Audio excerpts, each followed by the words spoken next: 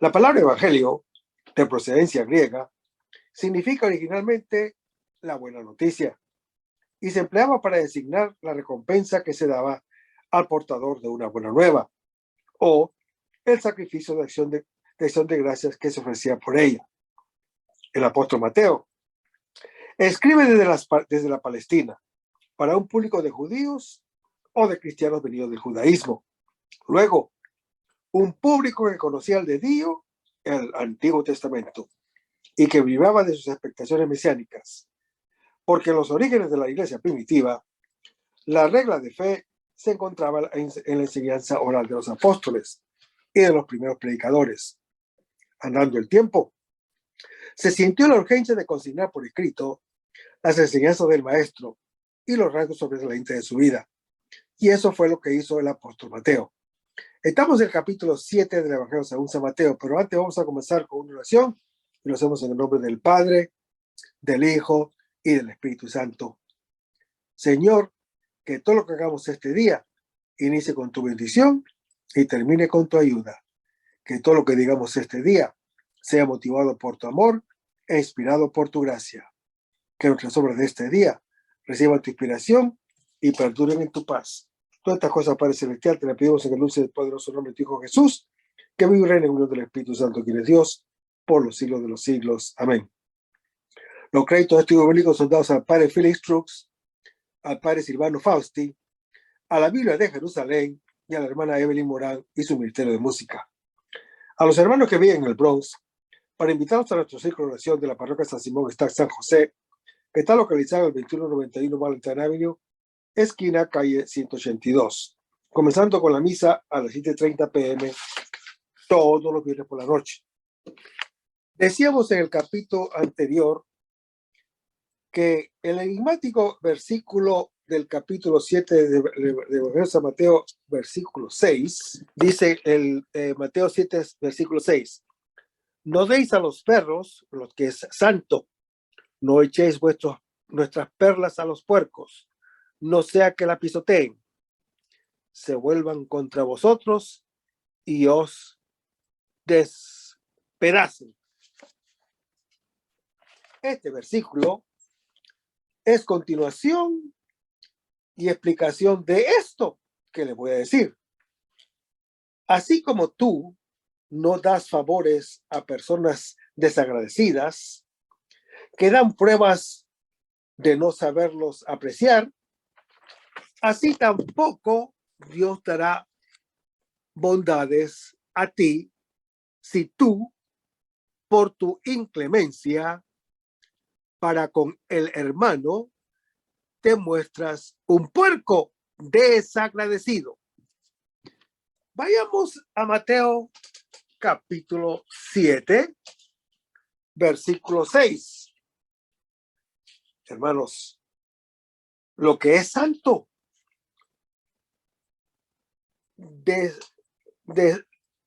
designa los manjares ofrecidos en el templo de Jerusalén, según como está explicado en Éxodo capítulo 22 y Levítico capítulo 22. Así tampoco hay que proponer una doctrina santa a gente incapaz de recibirla. Las cosas santas, hermano que me escuchas, evocan probablemente las ofrendas presentadas en el templo que se reservaban a los sacerdotes judíos y no se daban a los extraños, y mucho menos a los perros que comen sin distinguir entre lo puro y lo impuro. Los primeros cristianos aplicaron esta enseñanza en la Eucaristía. Decían que de vuestra acción de gracias coman y beban solo los bautizados en el nombre del Señor. Pues acerca de ello, dijo el Señor, no deis lo santo a los perros. En el versículo 7, los versículos de 7 al 11 de capítulo 7 del Evangelio según San Mateo, Jesús señala otra condición para recibir la bondad de Dios, que es la oración confiada, la oración persistente, la oración que nunca se deje desanimar por un largo silencio aparente. Porque precisamente en la persistencia se manifiesta la fuerza de la fe, la robustez de la esperanza, la sinceridad del abandono a Dios. Por fin, hermano que me escuchas, la regla de oro que está en Mateo 7:12 resume todo este sermón en el breve consejo: haz a los demás lo que tú quieras que te hagan a ti. Hermanos, esto resume todo lo que en el fondo querían decir la ley mosaica y los profetas. Esta regla, desde luego, alude al pasaje Mateo 7, versículo 1 al 5, sobre la medida que hemos de usar para con el hermano. Pero a través de ello, alude al comienzo de todo el sermón. No he venido para abolir la ley y los profetas, sino para llevarlos a su perfeccionamiento, decía el Señor Jesús en Mateo capítulo 5. Y esta es la sublimación positiva de la justicia de los escribas y fariseos. Pues lo que ellos habían dicho de modo negativo, cuando dicen no hagas a los demás lo que tú no quieres que te hagan a ti, esto, hermano que me escuchas, el Señor Jesús lo expresa de modo positivo y mucho más exigente cuando nos dice: haz a los demás lo que tú quieras que te hagan a ti. Pero vayamos ahora a Mateo capítulo 7, versículos 7 al 14. Hermanos, el maestro nos aconseja orar con la seguridad de que Dios Padre nos concederá lo que le pidamos y hacer el bien a los demás, sin poner condiciones. Es lo que se ha llamado la regla de oro del amor fraterno y quedará completada con el mandamiento nuevo que está en Juan capítulo 13, donde el Señor Jesucristo nos ordena amar a los demás como Él mismo nos ha amado. Había una máxima de conducta conocida en el judaísmo que decía: no hagas a nadie lo que no quieras que te hagan, como está descrito en Tobías capítulo 4. Esto, hermano que me escuchas, está en forma negativa. Jesús dice: por tanto, todo cuando quieran que les hagan los hombres, háganlo también ustedes. Jesús cambia esta máxima de conducta de un estado negativo a una forma positiva. O sea, Jesús le da un giro positivo que es bastante más exigente que todo lo que se dijo anteriormente. La entrada en el reino exige una opción categórica y eficaz. Cuando el Señor nos dice: entren por la entrada estrecha, como está también descrito en Deuteronomio capítulo 30. Y este capítulo habla de dos caminos. Uno que te lleva a la vida y el bien, y el otro de muerte y el mal. En el final del sermón de la montaña, Jesús menciona dos imágenes: la puerta y el camino por donde se llega a la salvación. La puerta es Cristo mismo, quien dijo: yo soy la puerta de las ovejas. Quien entra por mí estará salvo. Entrará y saldrá y encontrará pasto para que tengan vida y la tengan en abundancia, como está descrito en Juan capítulo 10. A este Jesús, como puerta de vida, se oponen los falsos doctores de que habla Mateo capítulo 7.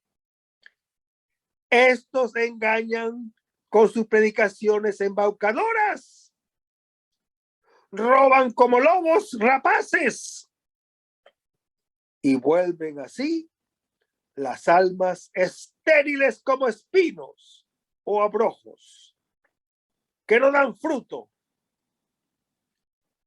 Este es un tema bien frecuente en el Antiguo Testamento, pero también lo es en el Nuevo Testamento. En cambio, hermano que me escuchas,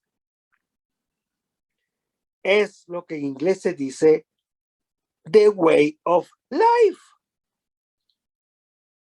la vida moral y práctica. Esto Jesús lo explica en el capítulo 7 del Evangelio según San Mateo, porque el camino por donde llegamos a la salvación no es la palabra, sino la obra. No es lo que se dice, sino lo que se hace. Con esto, hermano que me escuchas, el Señor Jesús vuelve a lo que dijo en la introducción de este sermón de la montaña. Nuestra mejor predicación no es la palabra, sino la obra. Y nuestra mejor gloria a Dios no es el hablar, sino el hacer, como lo dice Mateo capítulo 5. Pero vayamos a Mateo capítulo 7, versículo 20, del 15 al 29. Hermanos, los falsos profetas eran en el Antiguo Testamento, según el profeta Jeremías en su capítulo 23, aquellos que, sin ser enviados por Dios, engañaban al pueblo con falsas promesas. También se puede decir que los falsos profetas son aquellos que seducen al pueblo con falsas apariencias, encubriendo miras interesadas. Ya el profeta Ezequiel en su capítulo 22 se lee: sus profetas los han recubierto de argamasa con sus vanas visiones y sus presagios mentirosos, diciendo: así dice el Señor Yahvé, cuando Yahvé no había hablado. En Mateo capítulo 24, el Señor Jesús dice: porque surgirán falsos cristos y falsos profetas que harán grandes señales y prodigios, capaces de engañar, si fuera posible, a los mismos elegidos. Miren que yo se lo he predicho. Y en segunda de Pedro, capítulo 2, se lee: hubo también en el pueblo falsos profetas, como habrá entre ustedes falsos maestros, que introducirán herejías perniciosas y que, negando al dueño de la que las adquirió, atraerán sobre sí una rápida destrucción. Muchos seguirán su libertinaje y por causa de ellos el camino de la verdad será difamado. Traficarán con ustedes por codicia, con palabras artificiosas, que desde hace tiempo ya tiene su condenación. No está ociosa, ni su perdición dormida. Hermanos, la pertenencia a la iglesia requiere obras. No bastan las palabras, porque las palabras se las lleva el viento. Son necesarios dar frutos buenos, cumplir la voluntad del Padre y traducir en la práctica diaria las palabras del Señor Jesús, que recomienda gráficamente: mira que no es ser buen cristiano solamente orar y ayunar y oír misa, sino que te halle Dios fiel en el tiempo de la tribulación. Vayamos ahora a Mateo capítulo 8, versículos 1 al 4, donde leemos: cuando bajó del monte, fue siguiéndolo una gran muchedumbre. En esto, un leproso se le acercó, se postró ante él y le dijo: Señor, si quieres, puedes limpiar. Él extendió la mano, lo tocó y dijo: quiero, queda limpio. Y al instante quedó limpio de su lepra. Jesús le dijo: mira, no se lo digas a nadie, pero anda, muéstrate al sacerdote y presenta la ofrenda que ordenó Moisés, para que le sirva de testimonio. Si quieres, puedes limpiarme. Es la súplica del leproso. Quiero, queda limpio. Es la respuesta de Jesús. Los capítulos 5 al 7 refieren que dice la palabra, los capítulos 8 y 9, lo que ella da. Rehace al creyente nuevo, a imagen del Hijo de Dios, victorioso sobre todos los males, sobre la enfermedad y sobre la misma muerte. Hermanos, Jesús hace lo que dice. Es el verbo del Padre Celestial, en el cual y a través del cual y por el cual todo es creado y recreado. Es la palabra que dice: la escucha de él nos garantiza que estamos exentos de la muerte y nos regenera como hijos de Dios. Hermanos, el sermón de la montaña y los prodigios forman una sola cosa, enmarcada en la actividad sanadora de Jesús, como está en Marcos capítulo 4. Los prodigios son frutos de la escucha de la palabra, que hace nuevas todas las cosas. Y son 10. 9 milagros más un exorcismo, número que indica la totalidad para 12 personas. Los capítulos 8 al 9 constituyen una trenza de varios filones. De los dos principales, el primero narra la historia de Jesús, que hace el bien y recibe el mal.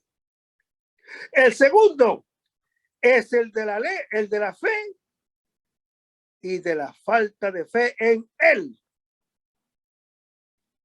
El estilo del relato de Mateo, el apóstol, con respecto a los otros sinópticos, es más sobrio y esencial, con el fin de evidenciar los aspectos teológicos. En la primera parte, enmarcada en la jornada del capítulo 8, versículos 1 al 17, se dice en síntesis qué es lo que produce la palabra de Jesús.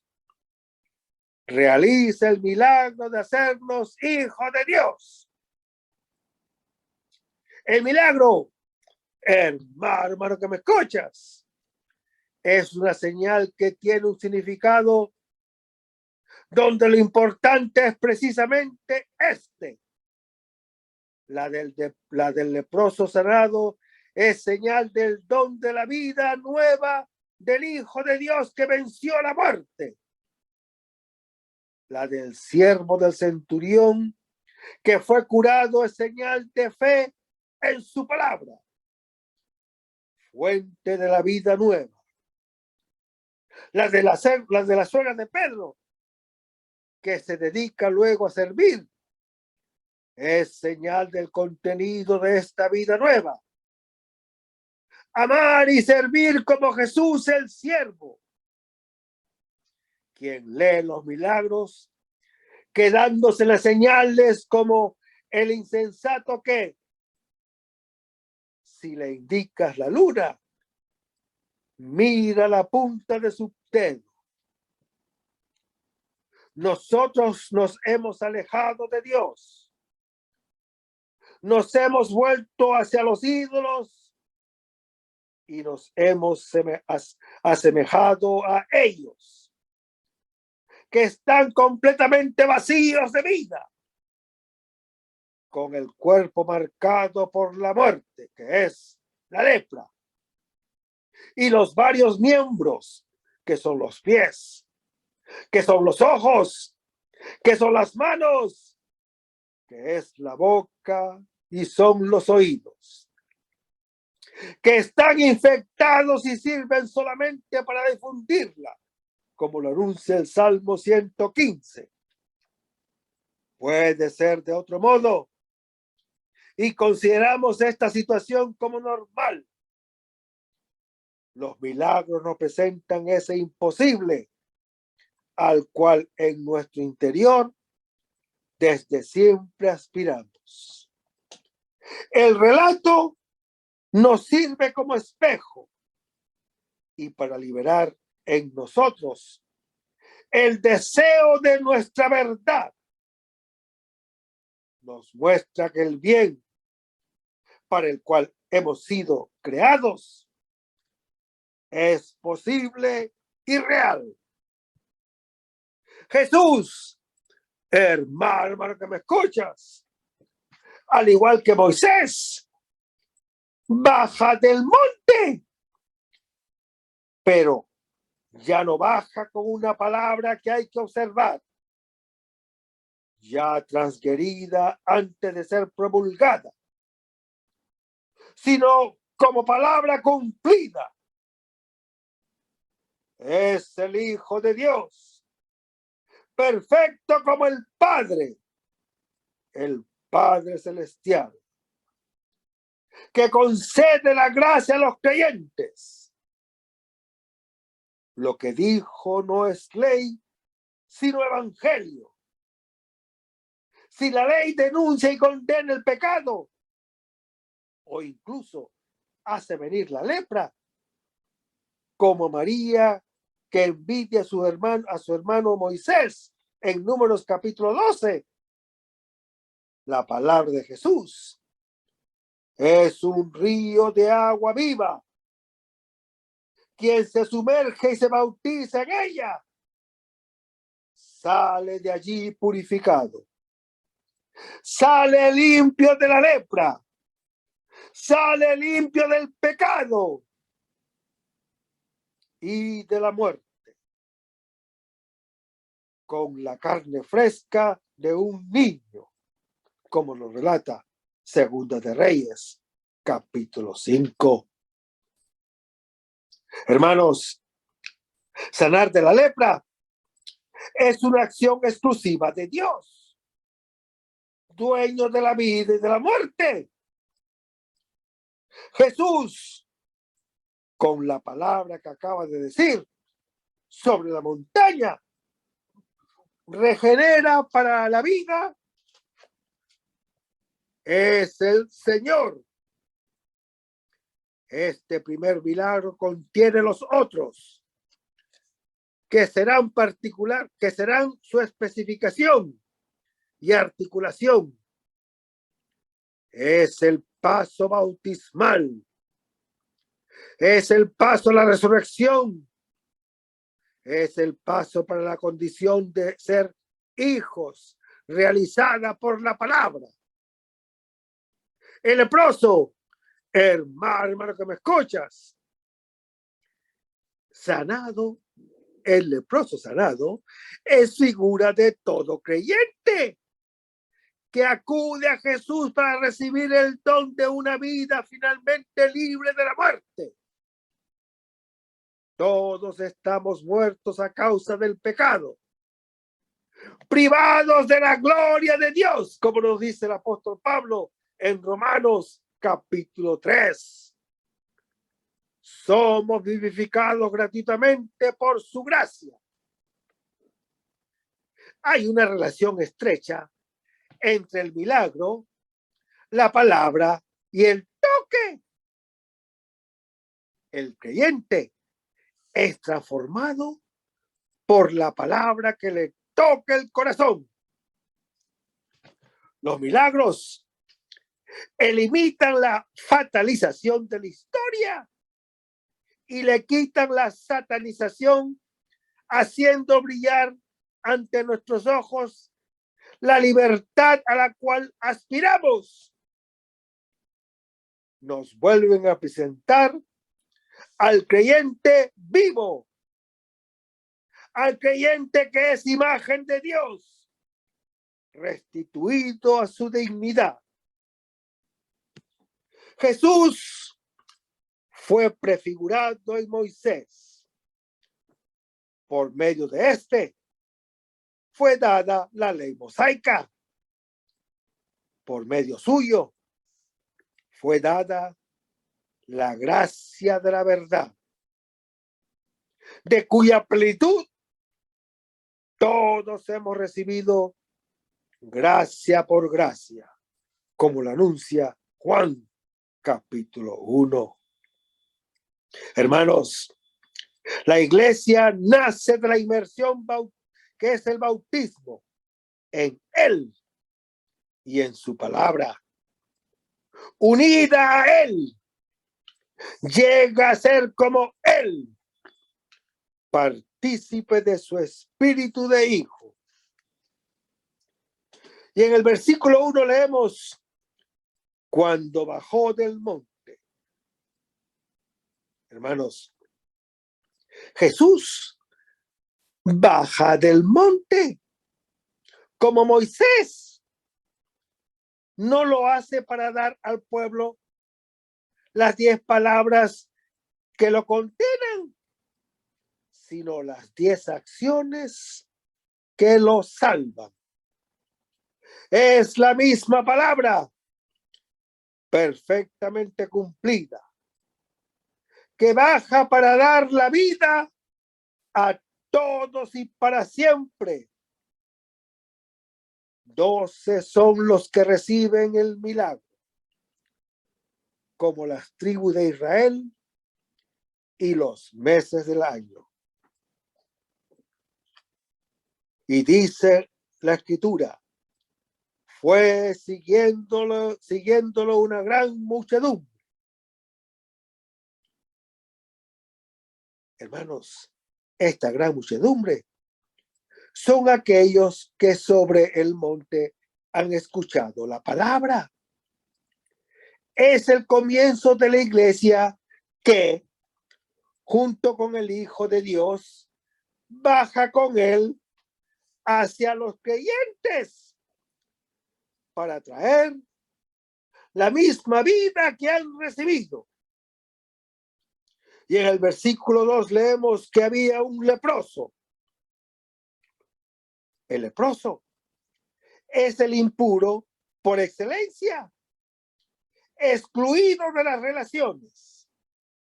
En su carne, comida progresivamente por la enfermedad, es visible la condición consciente de cada uno. Desde cuando se nace, la vida es la única enfermedad incurable e incluso mortal. El leproso, hermano que me escuchas, es el muerto civil y religioso que no puede juntarse con los otros para no infectarlos, como está descrito en Levítico capítulo 13. Solo después de la curación y la sanación, comprobada cuidadosamente por los sacerdotes, puede ser readmitido en la vida social humana como un muerto ambulante. Representa lo que la ley mosaica, que es para la vida, excluye, es la vitalización del mal que ella denuncia. Y dice que este leproso se acercó. El impuro se presenta ante el puro sin ninguna mediación. Pueden leerlo también en Números capítulo 12, donde Aarón intercede por María ante Moisés, que es el más manso entre todos los hombres de la tierra. El título de acceso al santo es nuestra impureza. Y dice que este leproso se postró ante Jesús. Hermanos, la adoración de Jesús es el principio y el fin del Evangelio de Mateo, que comienza con la adoración de los magos y termina con la de los discípulos. Adorar significa llevar a la boca, significa besar. Se adora el objeto del deseo. El deseo fundamental del creyente es Dios, plenitud de vida. Y dice que el leproso dice, Señor, Jesús es el Señor. En efecto, puede dar la vida, extiende la mano y libra de la muerte. Y dice que el leproso le dice a Jesús, si quieres, puede limpiarme. Hermanos, el hombre quiere muchas cosas y no puede. Y otras las puede y no quiere. Solo en Dios querer es poder. Y su voluntad es dar la vida. ¿Acaso soy yo Dios para dar muerte y vida? Nos dice Segunda de Reyes capítulo 5. dice el rey a quien pretende que libere a Naamán de la lepra.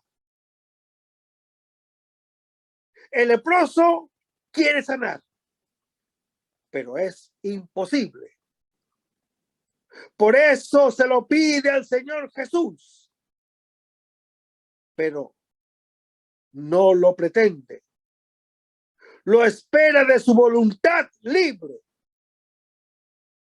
Y dice que en el versículo 3, el Señor Jesús es el que extendió la mano. Hermanos, la mano tendida indica la intervención de Dios para salvar al creyente.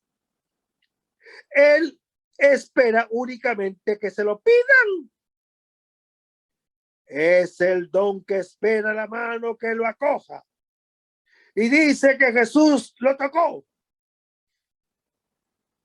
El Señor toca al intocable. Dios es Dios precisamente por su misericordia, nos dice Oseas capítulo 11 y Génesis capítulo 4, que toca nuestra miseria porque esta es su santidad. Dios no es una ley que prohíbe el mal y separa a los malos de los buenos. Tampoco es la conciencia que reprocha. En cambio, hermano que me escuchas, es un padre y una madre, cercano a toda necesidad del hijo. El tacto es el sentido que implica mayor cercanía y comunión. Tocar es el gesto fundamental de conocimiento e intercambio recíproco. Pero, como se toca al otro, solo dentro de la propia limitación. Si tocamos a Dios, no es nuestra bondad, sino en nuestra miseria. Todos los conocemos, desde el más pequeño hasta el más grande, en el perdón de nuestros pecados, como está en Jeremías capítulo 31. Hermanos, la fe es tocar, o mejor, ser tocado por el Señor Jesús. Pero si Él te toca, también tú lo tocas. Además del toque exterior, existe el toque interior, mucho más fuerte y sensible. Lo que toca adentro te cambia la existencia.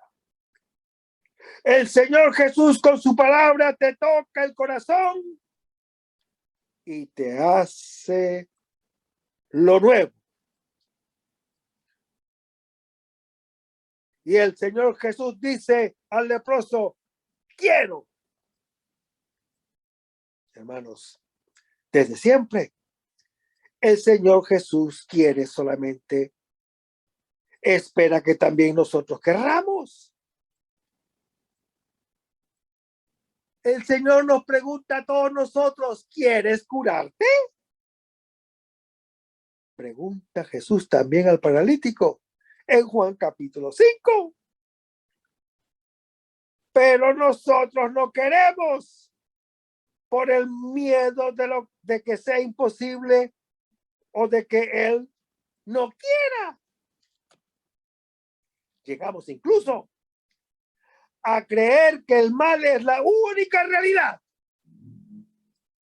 Los milagros muestran que Dios puede y quiere lo que no tenemos y ni siquiera nos atrevemos a esperar. El relato nos abre a la maravilla y libera nuestros deseos para que pidamos lo que Él nos quiere dar, que es nuestra realidad como hijos suyos. Y Jesús dice, queda limpio. Con su palabra, el Señor Jesús creó el universo. Ahora lo vuelve a crear semejante a sí mismo. Y dice la palabra que al instante quedó limpio el leproso de su lepra. Hermanos, la lepra de cualquier tipo, incluida la muerte, ya no es inmunda, no excluye de la vida, ya no acecha con su veneno nuestra existencia, porque es comunión con Él, que es fuente de vida. Al toque interior de su palabra, nos libera de la muerte, nos sana y nos hace hijos de Dios y creyentes. Es un proceso que dura la vida y se cumple en la muerte, cuando la lepra ha completado su proceso. Ya no existe. Pero ahora la muerte ya no es inmunda. Nuestra limitación absoluta es comunión con el absoluto. ¿Dónde está, oh muerte, tu victoria? ¿Dónde está, oh muerte, tu aguijón? La escucha de la palabra nos libra de su veneno, que es el pecado. Lo dice el apóstol Pablo en su primera epístola a los Corintios, capítulo 15. Con la certeza de que, velando, durmiendo, estamos en comunión con Él, como dice 1 Tesalonicenses, capítulo 5. Ya no somos esclavos del miedo y del miedo a la muerte, que domina la vida. Nos anuncia Hebreos en su capítulo 2. Y en el versículo 4 leemos que Jesús le dice, no se lo digas a nadie. Hermanos, esta es la línea del secreto mesiánico que envuelve la vida del Señor Jesús. En el Evangelio de Marcos, Evangelio del catacúmeno, es dominante. Subraya que no se puede conocer al Señor antes de la cruz. En Mateo, que se dirige a los creyentes, subraya tan solo el orden que sigue. No hagas otra cosa, sino vete enseguida donde los sacerdotes. Y Jesús le dice al leproso, muéstrate al sacerdote, como lo exigía la ley mosaica en Levítico capítulo 13. Hermanos, Jesús envía al leproso sanado para que cumpla lo que la ley mosaica prescribe, como reconocimiento del don recibido. En Mateo no hay polémica con la ley mosaica, sino cumplimiento de ella. Y dice Jesús que le dice para que le sirva de testimonio. Hermanos, el leproso testimonía a los sacerdotes judíos que existe uno que pueda dar esa vida que la ley mosaica tan solo puede decir. Sin el relato de los milagros, se llega sorpresivamente a la separación entre Israel y la iglesia. Sin embargo, hermano que me escuchas, la iglesia tiene siempre en Israel su raíz santa. Si en Mateo hay una polémica, esta hay que leerla a la luz del interior del intento de la comunidad judeocristiana para definirse, sabiendo que viene de Israel. La hija no puede estar contra la madre, pero tampoco puede identificarse con ella. Lamentablemente nosotros, Iglesia de las Gentes, hemos repetido con respecto a Israel el mismo pecado de Adán contra Dios. Como lo consideramos antagonista hasta la muerte. Le hemos robado el don que Él nos ha ofrecido. Después del Holocausto, estamos llamados a revisar nuestra relación con Israel.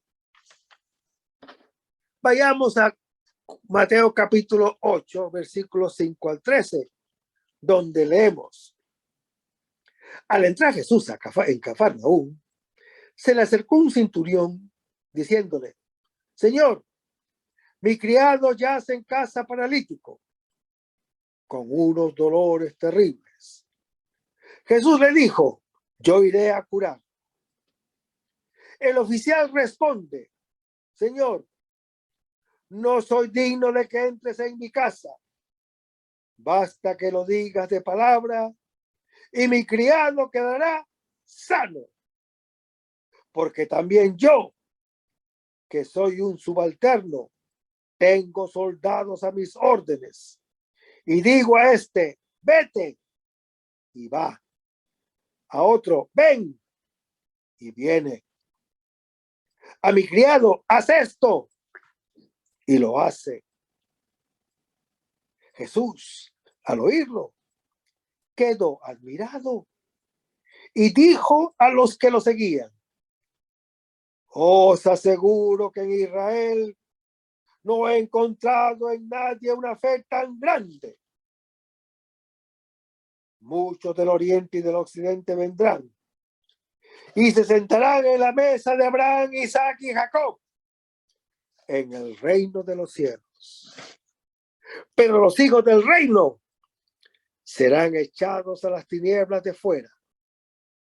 Allí será el llanto y rechinar de dientes. Y Jesús dijo al oficial: anda, que te suceda como has creído. Y en aquella misma hora sanó el criado. No he encontrado en nadie una fe tan grande. Jesús comprueba que solo un pagano cree sin vacilar en el poder de la palabra. Y se asombra. El Señor se asombra por dos cosas: por nuestra fe y por nuestra falta de fe. Ambas son algo, o ambas son para Él algo inédito, con el carácter de lo maravilloso o de lo monstruoso. Nuestra libertad lo sorprende. En efecto, aporta algo impredecible, que es nuevo incluso para Él. Dios no nos las quita nunca, ni siquiera cuando se usa contra Él y contra nosotros, lo cual para Él es peor. Es el don más hermoso de la creación, que hace a la criatura semejante a su creador.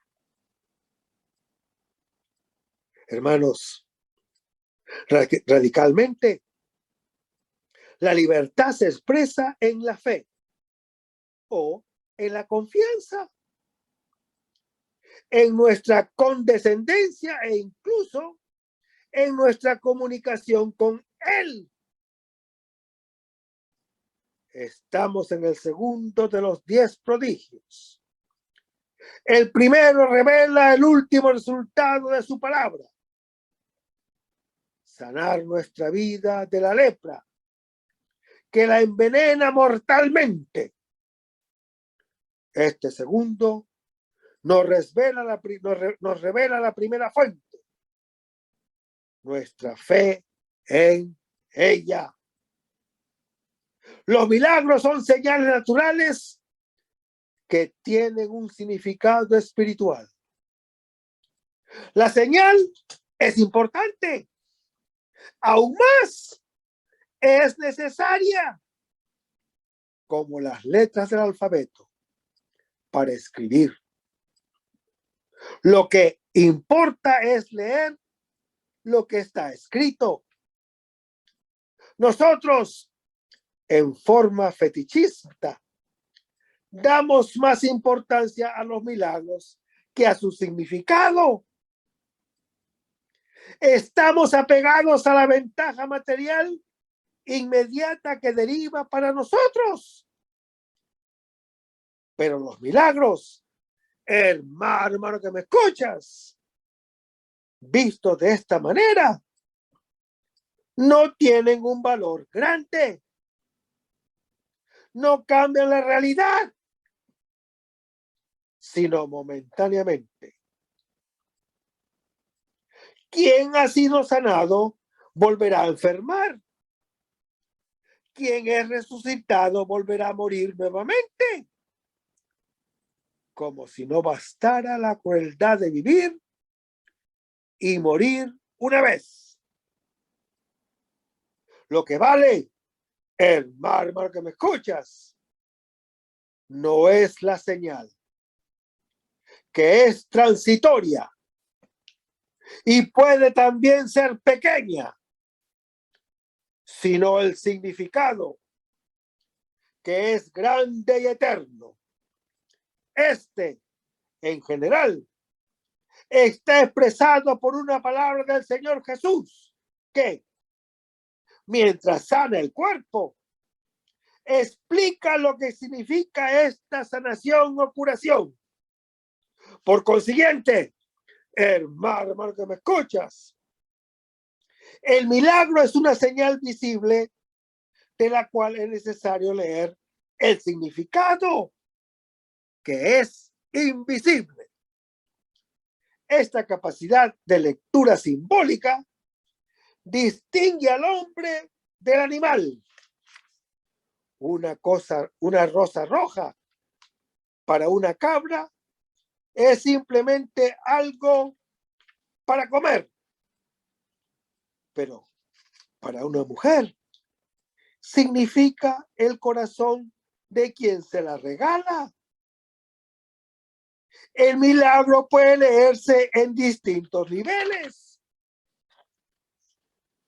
En una primera lectura es un prodigio, algo insólito que llama la atención y hace pensar en una intervención de Dios. Es una irrupción de lo sobrenatural en lo natural, señal de lo divino que se manifiesta en la historia. En una segunda lectura es señal del mundo nuevo, rayo anticipado del sol de la resurrección. Cada milagro significa un aspecto de nuestra transformación a su imagen.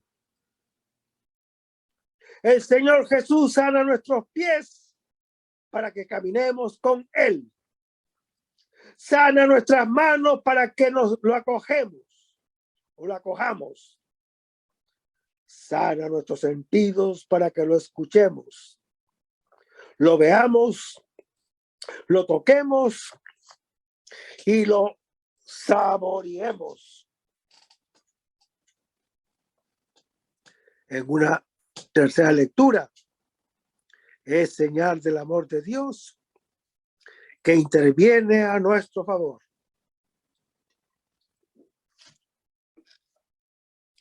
Él no es sensible a nuestro mal, porque es nuestro Padre y se puede decir hasta nuestra madre. En una cuarta lectura, el milagro es señal de nuestra confianza. Dios es para nosotros y todo nos lo quiere regalar.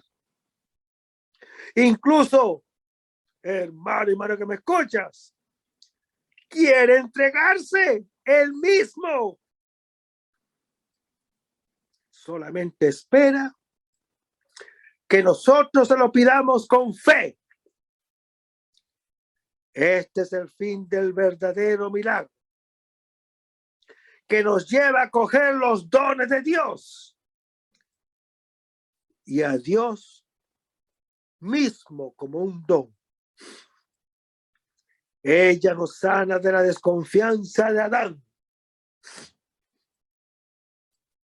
En una quinta lectura, que es más profunda, propia de quien es iluminado, toda criatura, aunque mínima e insignificante, es vista como señal del amor infinito del Creador.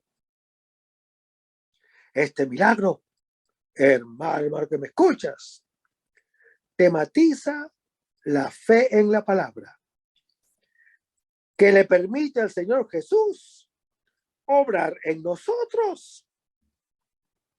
Este centurión pagano, como Abraham, es el padre de los creyentes, figura de la iglesia que, a distancia de espacio y de tiempo, por la fe en la palabra de Jesús, dicha sobre el monte de las bienaventuranzas, experimenta su fuerza transfigurante,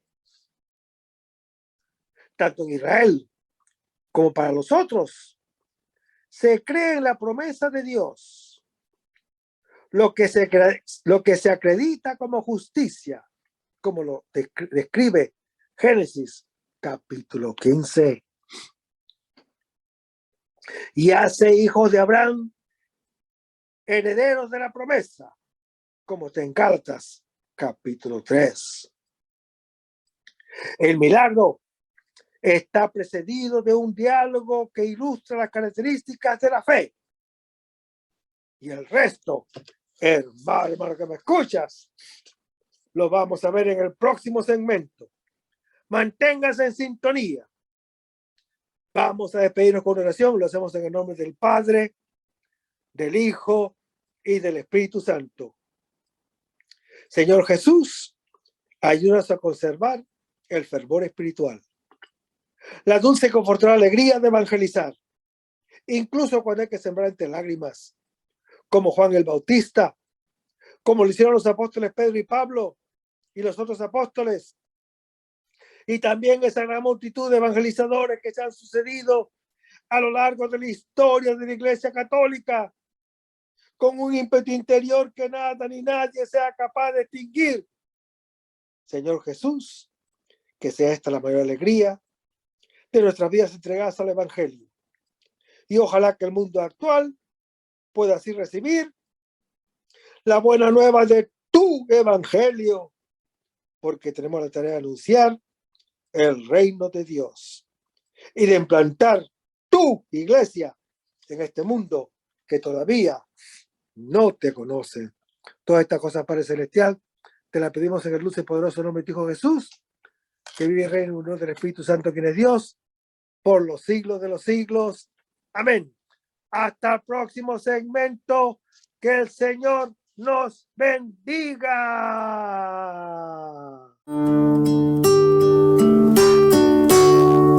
Aumenta mi fe, Señor, aumenta mi fe. Porque queremos